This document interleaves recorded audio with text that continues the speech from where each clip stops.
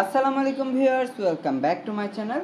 Viewers, এই প্রচণ্ড গরমে যদি এক গ্লাস ডাবের শরবত হয় তাহলে কেমন হয়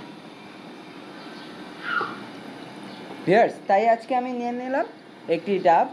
এটার পানিটা আমি বের করে নিচ্ছি।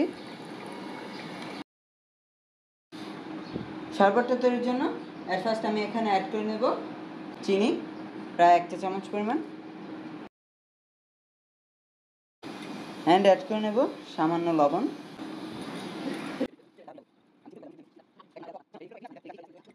এখন এখানে অ্যাড করে নেব লেবুর রস। দেন আমি শরবতটাকে একটি গ্লাসে সার্ভ করে নেব, তাই আমি একটি গ্লাস নিয়েছি অ্যান্ড দিয়ে দেবো চিয়া সিডস। এখন ভিউয়ার্স আমি ওই শরবতটা ঢেলে নেব। সো ভিউয়ার্স, তৈরি হয়ে গেল আমার এই সুস্বাদু এবং হেলদি শরবতটা। এই গরমে যদি আপনারা এটা খান, শরীরে হিউজ পরিমাণে এনার্জি পাবেন। আপনারা তো চিয়া সিডের কথা জানেনই, এটা কতটা হেলদি অ্যান্ড পুষ্টিকর। এটা কিন্তু বাসায় অবশ্যই ট্রাই করবেন। ট্রাই করে যদি ভালো লাগে কমেন্টস করে জানাবেন অবশ্যই, আর আমার ভিডিওটা শেয়ার করবেন বেশি করে। সবাই ভালো থাকবেন। আল্লাহ হাফেজ।